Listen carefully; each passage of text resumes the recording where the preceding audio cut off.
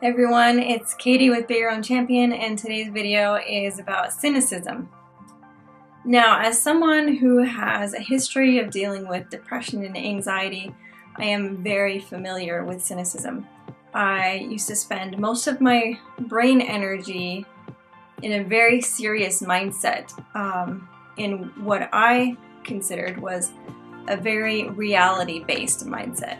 Although a lot of the things that I would think about and ponder were true, having my brain be so focused on the negative aspects of life caused my depression and my anxiety to actually be worse. Now, I'm just speaking from my personal experience. Maybe it's different for you. It's interesting how, for me, when I was in a mindset of cynicism, it was very tied to intellectualism as well.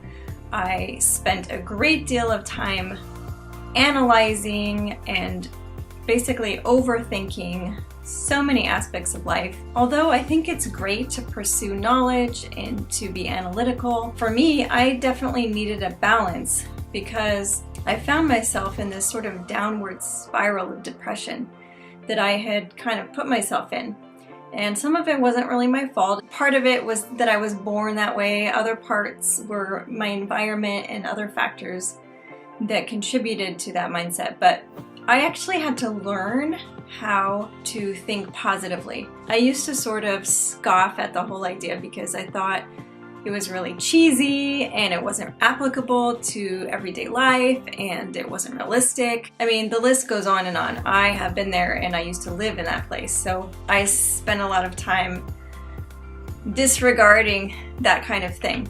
Interestingly enough, when I went through the many years of counseling that I went through, I realized that I was in a very unbalanced state of mind. I was very heavy on overthinking and overanalyzing and just gathering data, and basically using it as a defense mechanism so that I wouldn't have to deal with my feelings. So I spent a lot of time learning how to get in touch with and analyze my feelings and learn how to receive in a way where I wasn't so hyper-focused on gathering information. And this is a really tricky mindset to stay in because I don't think we learn it in our society. I think we learn to intellectualize as a defense mechanism. Learning to soften and get in touch with our bodies and in touch with our feelings and our inner workings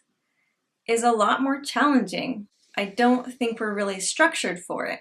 So anyway, back to my main point, I had to learn how to view myself and those around me in a more positive way. The thing is that there are positives and negatives. There are these aspects that exist all the time in like every area of life, right? There's something that sucks and there's something that's pretty amazing, right? And what happens when we spend too much time focusing on the things that are awful is the things that are doing awesome tend to get minimized or overshadowed or neglected. And here's the thing. When you focus in a really targeted way on something, it tends to amplify it.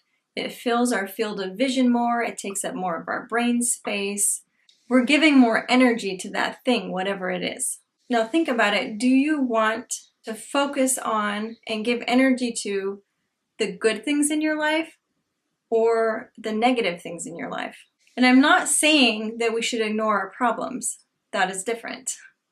Obviously, we should acknowledge our problems and our issues that we have, but there's a difference between acknowledging them and accepting them and moving through them and hyper-focusing on them to the point where everything else is clouded out. And it is a tricky balance, and it's one that I'm still working on myself. But I can say from personal experience, as someone who has struggled with some pretty severe depression in the past, keeping a positive mindset and doing things that are positive for my body and positive for my mind and my psychological well-being makes a huge difference in my happiness.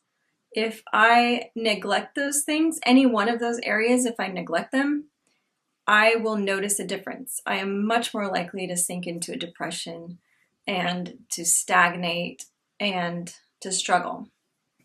So those are my 2 cents on that. I just really felt like making a video about it. I'm not sure if I expressed myself as clearly as I wanted to, but hopefully I did. Anyway, if you guys like these videos, please give them a thumbs up. I really appreciate it, and subscribe to my channel. I will continue to be making videos for you. Thank you so much. Bye!